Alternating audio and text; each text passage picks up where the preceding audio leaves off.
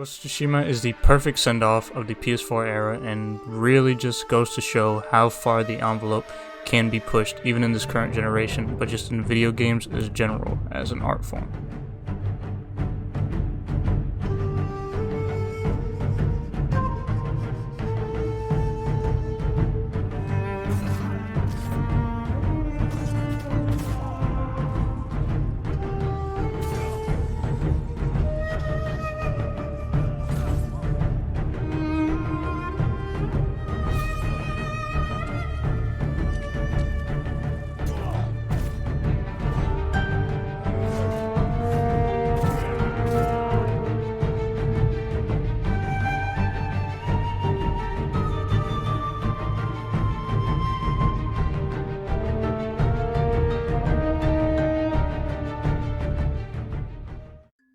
Alrighty guys, welcome to a new series called the Moses Monocle, or at least that's the name I'm going for now. And essentially what this is going to be is my review series. So if I play a new game, or maybe it's not even a new game, maybe just something I haven't played yet, play it and I really like it and I want to do a review on it, then there you go.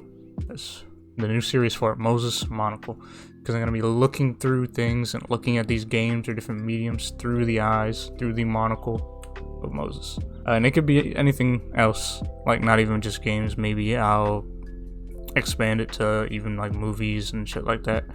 But obviously, as the channel shows, we're primarily a gaming channel. I primarily play video games, but I do like me some TV shows and movies as well. So I don't know, we'll see. Just let me know if you guys want to see that stuff too. I want to quickly point out what this is and what I want to do with the series moving forward.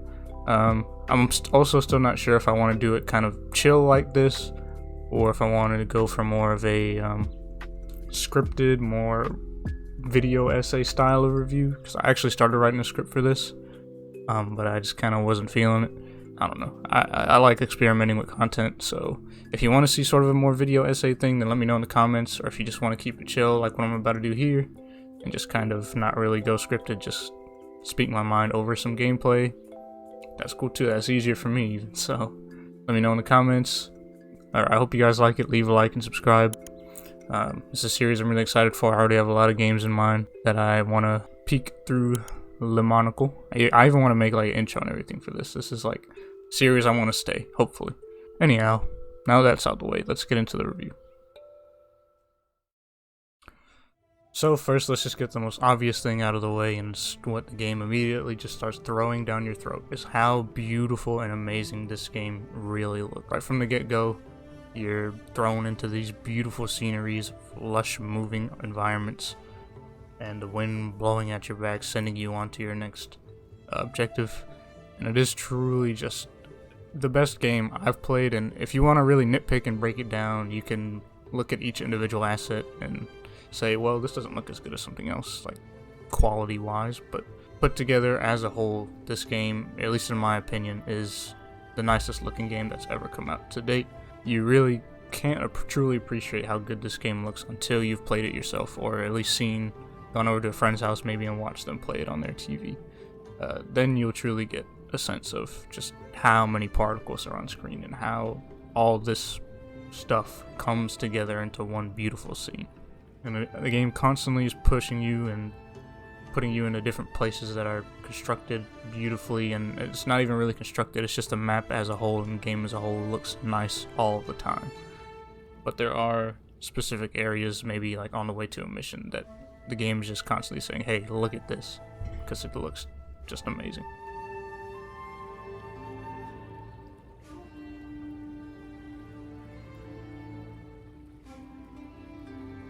Now let's move into the actual gameplay of the game, because that's what's most important at the end of the day. No matter how good it looks, if it plays like dick, nobody's going to want to play it.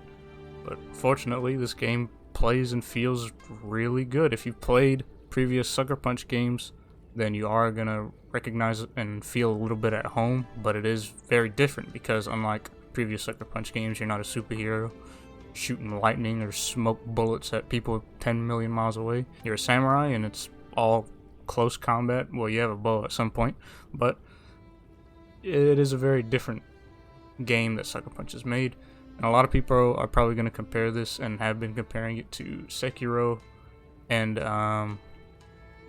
and Neo. Specifically, a lot of comparisons to Neo because there's a stance mechanic. Basically, you have 4 different stances, and each stance has its weaknesses, has its strengths against a certain character archetype of your enemies. So, like, for example, the sword guys, you want to go in with the basic stance, stone stance, and with the brutes, you want to use moon stance, or the shield guys, you want to go in a water stance and things like that. And it works really well. You can quick swap in the middle of combat if you hold down the right trigger, and it slows down time just a little bit to give you that split second to if you're getting swung at, then you can switch real quick, boom, you can deflect, dodge, or whatever. And it all flows really well. The flow of combat, I think, is something that is surprisingly well, especially since you're almost always fighting large groups of enemies. Unless it's like a boss fight or something, you're never really a one-on-one. And even in certain boss fights, it's a boss plus a bunch of minion guys. The flow of combat's really good and satisfying. The combat never isn't satisfying. You always feel badass and you always feel cool. Which is what the combat's aiming to do. The game in itself, I played this on the hardest difficulty, and it wasn't that hard, but that's not a detriment to the game in my opinion. It's okay that it's not that hard because it's not trying to be. It's trying to make you feel like you could just shit on the entire planet with just your sword because you're that badass. It's not trying to kick your ass in like something like Sekiro or Neo, so that you are forced to like learn these specific patterns for specific enemies. It's not like that at all. So if you're looking for that really hardcore type of challenge out of this game, then unfortunately that's not what you're gonna get. But it is truly fun, and you feel awesome doing it. That's what's most important. One of the things that's really different about the combat in this game, and what kind of gives it its own feel, is that there is no lock-on system. Now, I've seen mixed opinions on this. Me personally, I think it works really well. I think since you're fighting large groups of enemies at a time, their system, again, works pretty good. Now, their system is essentially the left joystick is your lock-on. So if you're surrounded by enemies, there's one in front of you, behind you, and to the sides. You point the joystick at whichever one you want to swing at, and that's where you go. So you can point it to the left, hit once, point to the right, hit once, and Jin, or your character, will automatically switch between them, but there is never a true sort of lock-on in between one specific enemy. The only complaint I have about the system is the camera. A lot of times there will be enemies just out of frame entirely behind you. And there is audio cues for their attacks, but when there's like 30 enemies around you, it's kind of hard to tell which one's attacking. So sometimes you'll just get blasted in your cheeks for no reason, and there's kind of nothing you can do about it, especially if it's an unblockable attack. But when that only really happened, or at least to me, that I remember earlier in the game, because it does take a little bit of a minute to get used to the whole no lock-on thing. But once you get into the flow of combat and you unlock a lot more abilities, I think it becomes much easier and much smoother of an experience in terms of combat. You get 2 different bows at one point. You get a half bow and a long bow. Obviously, those are for 2 different ranges, 2 different powers. And you also go through these like mythical tales, which can give you different abilities you unlock. And just the sense of progression throughout the combat, I think is really good. You really feel your character getting stronger. Not only are you upgrading your weapons themselves, you're upgrading the character, and you're getting these new moves, new stances. Each stance has their own combo strings, and each of the combo strings are really unique, as well as all these mythical abilities, different projectiles. You get the ghost abilities, which are like ninja stars, smoke bombs, things like that, and they're really cool, and you can really approach any fight how you want.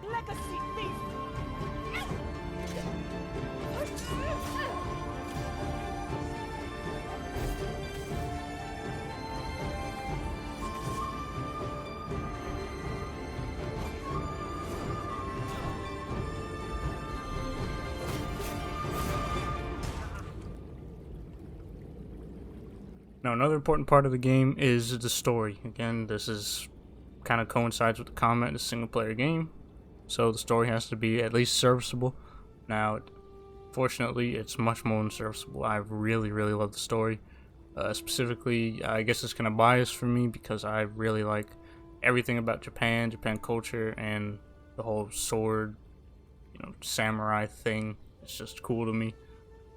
So this really plays up my alley. So if you're not too into this whole samurai thing, then you're probably not even watching this video or looking at this game in the first place. To try to go over the story a little bit, again, I don't want to make this spoilery or anything, but story takes place during the Mongol invasion of Japan, which Tsushima is an island bordering Japan, and you are samurai fighting against the Mongols to protect your island, Tsushima. And your character, Jin Sakai, is the last of the samurai in the very opening scene of the game that's established. So again, this isn't spoilers. And essentially, throughout the story, you're battling with yourself as well as the Mongols, because the Mongols are such a monumental threat that your way of honor and samurai likeness is kind of your characters are forced to reflect on it and say, maybe I should go with these quote-unquote ghost tactics of unhonorable, poisoning enemies, assassinating enemies behind their back, instead of just going head first at them.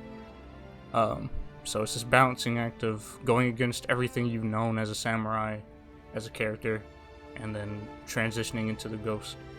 And another important thing is, aside from the main quest, which I kind of just went over in a very general sense of the story, the side quests are handled really well, and they feel like part of the main story, because they kind of are. So throughout the story, you're gathering your team essentially to go fight the Mongol warlord. And this team that you're building, each of the people in there have their own separate side quests and side stories. They're delivered really well, and they don't play like side quests. They play like just separate parts of the story, just on a little bit of a different arc. They have their own story arc, and they all add to the progression of you as the main character. So I think it's very important to play those, and I think that truly, if you don't play through all those missions, then you really haven't taken in the full story of Ghost of Tsushima. Then you really get a sense of why these characters are here, not only just you as a main character, but everyone around you. Really builds these characters up very well, and their story is always interesting. One thing I will say about these, though, is the missions within these can get a little bit repetitive, and there's a lot of trailing missions, which I don't know why trailing missions are even in video games anymore. You're going to spend a lot of time just kind of walking, talking to these characters, which normally what they say is fairly interesting, especially if you are involved in the story. So it's not that terrible, but you could have just said that to me in a cutscene, so I didn't have to push my joystick forward for 5 minutes just to hear that, Overall, the story's amazing. I think it's worth playing just for that, especially, again, if you're really into the whole samurai era of things. And the main character, Jin Sakai, I think is a really likable character. I fell in love with him right from the beginning, as well as all the other side characters. All the characters are written pretty well, and the story overall is really good. That's pretty much all I gotta say. Actually, I almost forgot. While we're on the topic of these side quests, I mentioned earlier the mythical abilities and mythical armors you can get. These are told through similar side quests, and those are beautiful as well. It's really cool ink animation, hand-drawn almost animation, reminiscent of, again, really old samurai time Japan. And it's almost like historical, mythical lore of what that armor or what that ability you're obtaining is, and it's delivered really cool, and those are some of my favorite missions in the game. Cool ways of unlocking new abilities and armor instead of just reaching a waypoint or a level cap and saying, okay, cool, here you go. Now you've learned X and Y ability, or now you've earned this armor because you've reached this point in the story. It's a cool way of saying, go do this specific thing to get this specific item, and if you don't want it, you don't even have to do it. It's a side quest at the end of the day, but they really aren't tacked on like you'd think a lot of side quests are, where it's just, let's make this 10-hour game into a 20-hour game because there's a lot of repetitive shit. These are really thoughtfully and well put together missions, and they definitely deserve to look at. I don't even know what else to talk about. I could talk about this game all day. I think we'll just get around to the scoring of it, which, again, this is a review series, so I want to kind of give a final score of things at the end of the day. And we're starting off the series strong, because I absolutely love this game. I probably haven't put it into words well enough to really show you guys how much I love this game, but I really do. It's one of my favorite games of all time, if not my favorite game of all time. So I'm giving it a straight up 10 out of 10. We're doing this on a 1 to 10 scale. Maybe I'll change in the future. I don't know. But I absolutely love this game. I can't really express it enough. I can't even talk about how much I love this game and put it into words, because it's just good, man. I've always seen video games in sort of the lens of it's just a different sort of art form, just in the same way movies can be looked at as art or books. Video games are the same way, and this game just really shows that the most out of any game I've played in recent times. I guess the closest or most recent one I played would probably be God of War. But this game's just awesome, man. It really is. So, there you go. There's a score on the Moses Monocle. We got it first, 10 out of 10. First review in general. Again, let me know if you guys like the series. Let me know any suggestions, maybe, you know, stuff I didn't say about the game that I should have. You know, whatever. Any sort of feedback would help. I'm really looking forward to this series as a whole. So, see you in the next one.